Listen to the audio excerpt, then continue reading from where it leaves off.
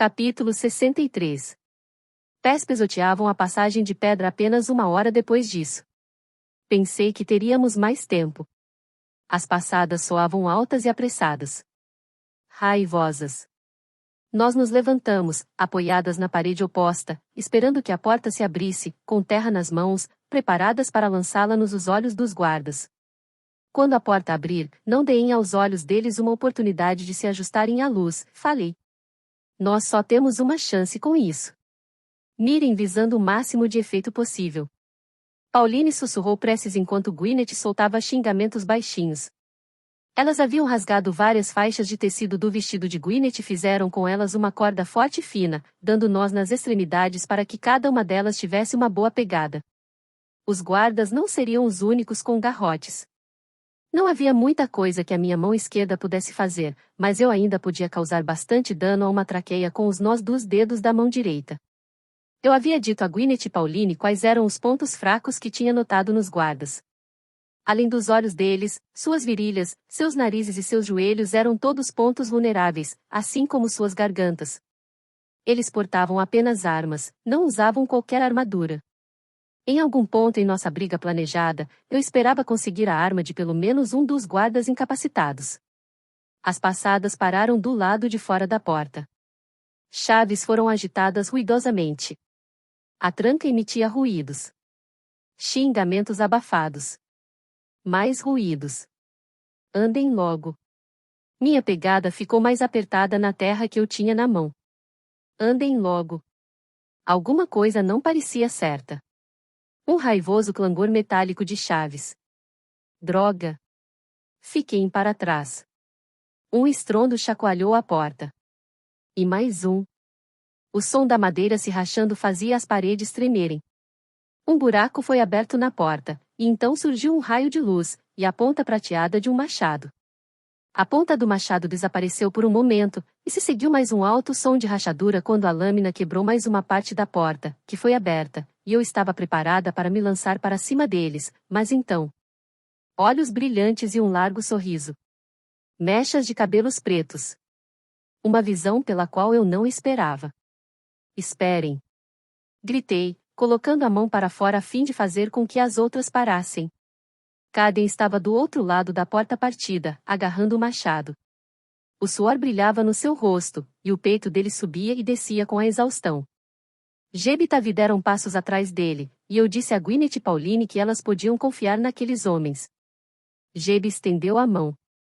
Graças aos deuses encontramos vocês. Por aqui, disse ele. Não temos muito tempo. Deixei cair a terra que estava na minha mão, pensando no quão perto eu chegará de esmagar a traqueia dele. Jeb sorriu. Você lembrou. Duvidava de mim?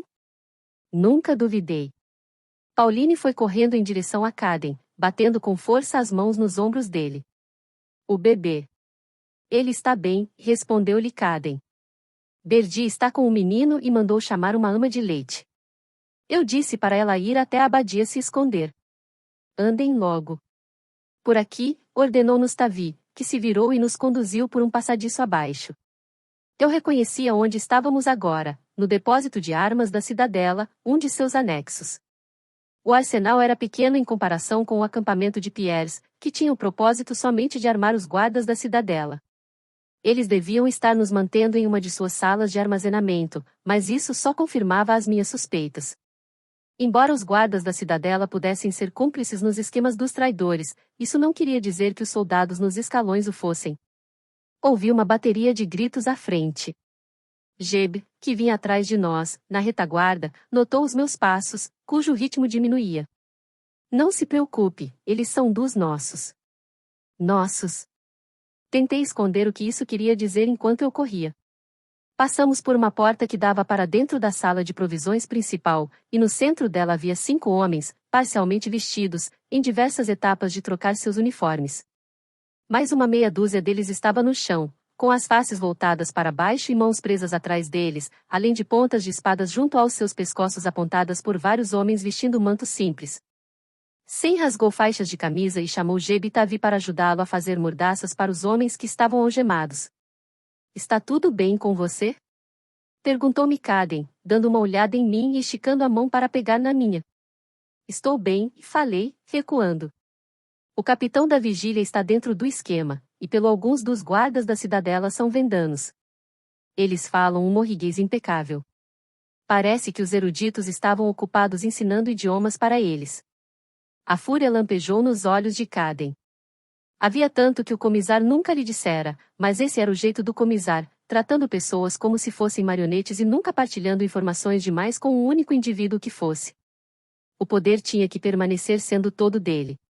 Caden apanhou uma faixa de tecido. Vamos melhorar isso aqui, disse ele, erguendo a minha mão com a bandagem ensanguentada. Ele me viu ficar pálida de dor. Quão ruim a sua mão está. Eu vou sobreviver, falei, mas não Malish.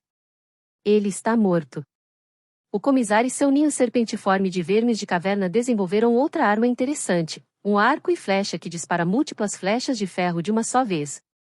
Por sorte apenas uma delas me atingiu. Ele enrolou com gentileza a faixa de tecido em volta da minha mão. Prenda a respiração, disse ele, antes de puxar o tecido para que ficasse bem apertado. Um pouco de pressão vai ajudar a estancar o sangramento. A dor passava por mim aos solavancos e depois subia pulsando pelo meu braço. Vou pegar um manto para você, disse ele. Não pode sair daqui assim, ou vai chamar atenção. E então tem mais coisas que preciso lhe dizer. Ele foi até uma pilha confusa em cima de uma mesa, as roupas descartadas de homens quase vestidos, presumi, e procurou alguma coisa entre elas. O padre Maguire surgiu atrás de mim, alarmando-me com suas vestimentas. Havia uma espada embainhada na lateral do seu corpo, quase escondida pelas suas vestes. Você sabe usar uma dessas? Perguntei. Estou prestes a aprender, ele respondeu, e então me falou que finalmente encontrara nos arquivos as informações que eu pedirá. Não havia nenhum parente. Assenti. Isso era apenas mais confirmação, mais um pedaço do quadro borrado que tinha ganhado foco na escuridão da cela.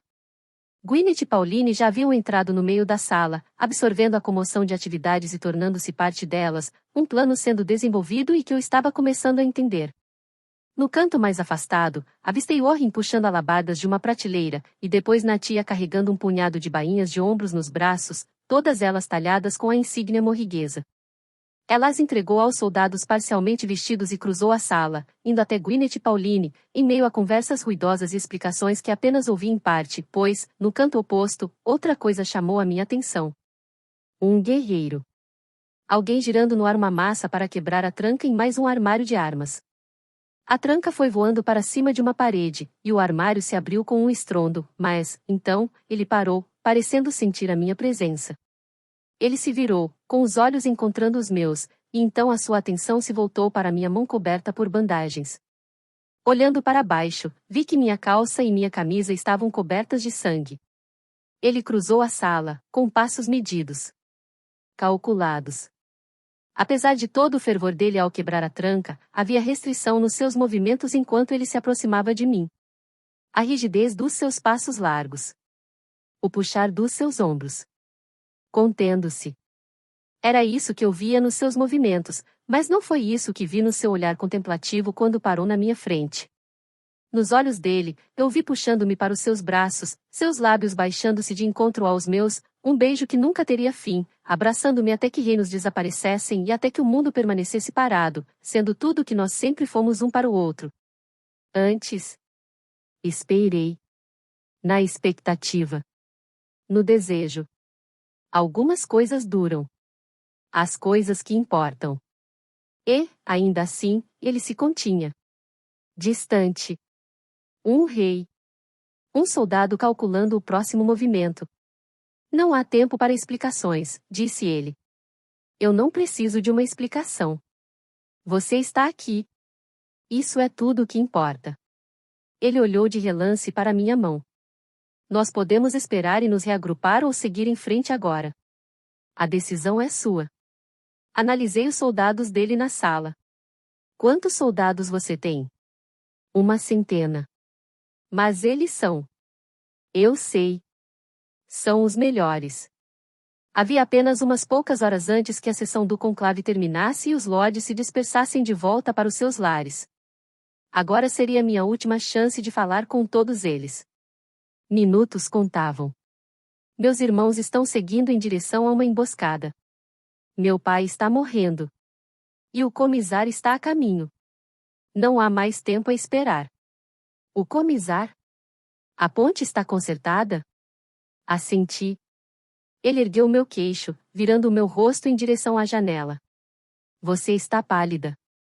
Quanto desse sangue é seu? A maior parte, mas ouvi uma pungência perigosa na voz dele e decidi não falar a verdade. A maior parte é de Malish. Ele se saiu pior nessa. Morreu. Então você consegue carregar uma arma?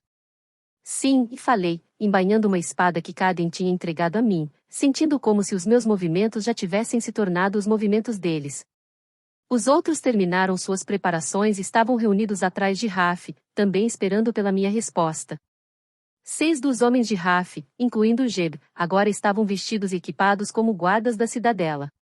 O restante deles trajava os robes simples de tecido áspero que fazendeiros e mercadores locais usavam, todos de tons e estilos diferentes, de modo a não chamar atenção. Tavi e Orin vestiam roupas parecidas, assim como Sem.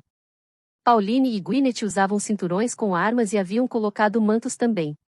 Era isso, pensei, e o terror subiu pela minha garganta. Ela fica, falei, apontando para Natia, que foi voando para frente, enfurecida. Caden agarrou-a por trás, prendendo-a ao seu peito. Dê ouvidos a ela, Natia, disse ele. Escute. Não faça com que Lia fique olhando para trás, preocupada com você.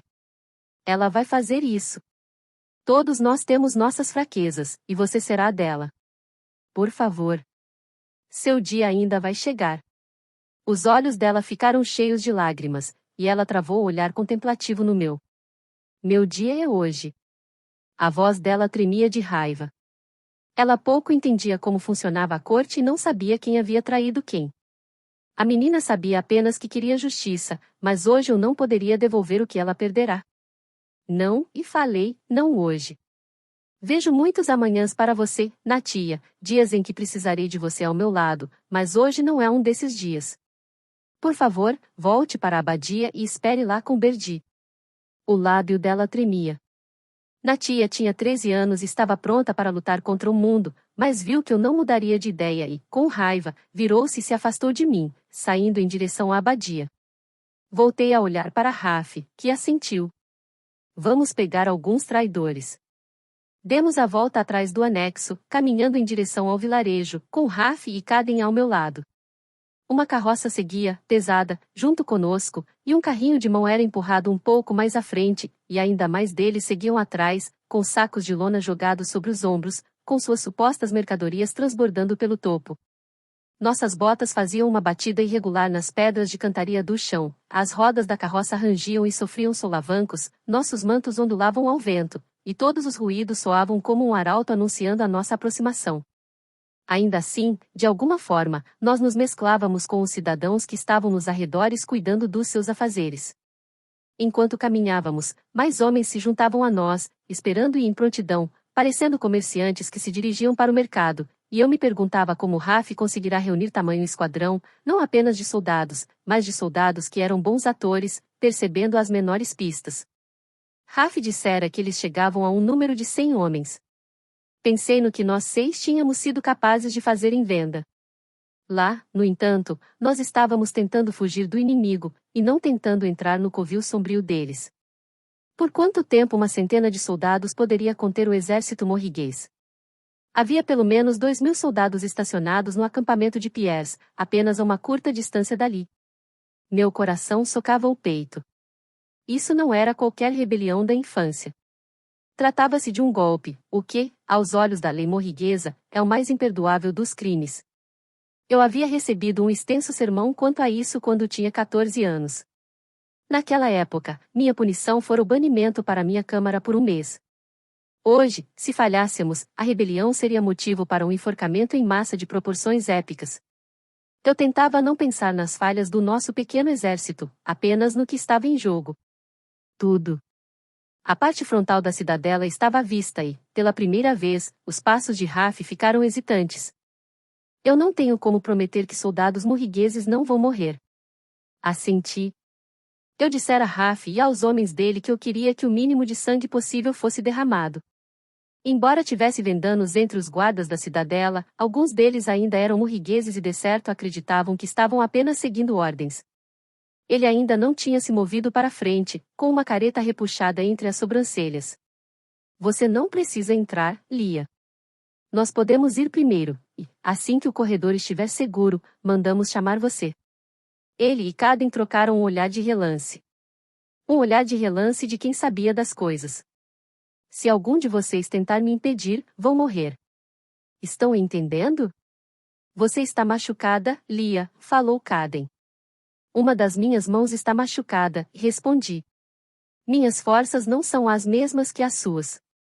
Nós chegamos à praça, e então os homens que estavam disfarçados de guardas da cidadela subiram os degraus que davam para a cadeia de guardas estacionados na entrada.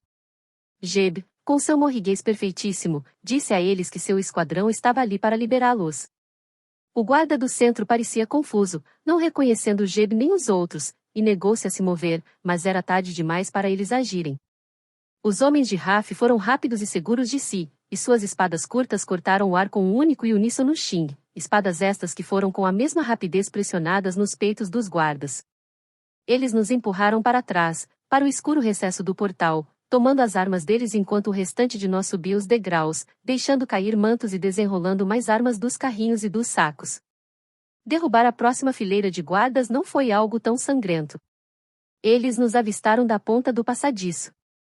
2 deles foram para perto das portas pesadas do corredor enquanto o restante vinha nos atacar, ombro a ombro, carregando alabardas cujo alcance era bem maior do que o das nossas espadas.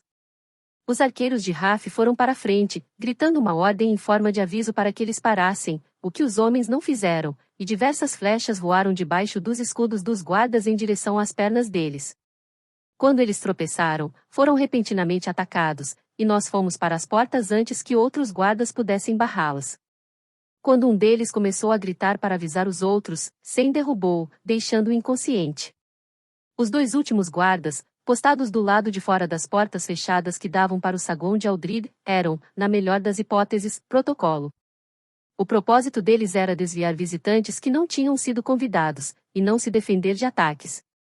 Seus cabelos eram grisalhos, suas barrigas, protuberantes, e suas armaduras consistiam apenas em um capacete de couro e um peitoral. Eles sacaram suas espadas, incertos. Dei um passo à frente, e eles me reconheceram. Vossa Alteza, o guarda se conteve de repente, não sabendo ao certo do que como me chamar. Coloquem as armas no chão e fujam, ordenei. Nós não queremos ferir vocês, mas faremos isso, se for preciso. O reino e as vidas dos meus irmãos estão em jogo. Os olhos deles ficaram arregalados com o medo, mas os 2 mantiveram as posições. Nós temos nossas ordens. Eu também tenho as minhas, respondi. Mexam-se.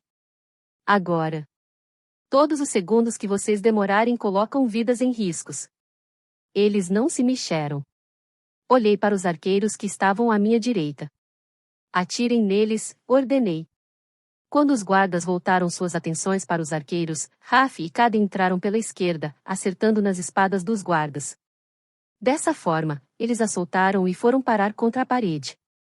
Antes que as portas fossem abertas, implementamos o último dos nossos planos. Além de mim, somente Pauline conhecia a disposição da cidadela, e enviei-a com instruções precisas sobre o que ela deveria trazer de volta para mim. Jeb e o capitão Azia foram junto com ela. O guarda postado na porta deles é Vendano, falei. Talvez você tenha que matá-lo. Caden partiu com 2 dos soldados vestidos como guardas da cidadela. Sua jornada era incerta, embora eu tivesse dito a ele exatamente o que procurar. Gwyneth foi mandada em outra direção com o restante dos soldados vestidos como guardas. Com todo o gabinete reunido no salão de Aldrid, eu rezava para que os passadiços fossem estar, em sua maior parte, vazios. Minha cabeça latejava com o som das passadas que se afastavam, uma vida inteira de vozes sendo despertadas dentro de mim. Olha essa língua, Arabella. Calada. Essa questão está terminada. Vá para a sua câmara. Raf e Tavi olhavam para mim, esperando pelo sinal de que eu estava pronta. Outras vozes soavam na minha cabeça. Não demore, senhorita.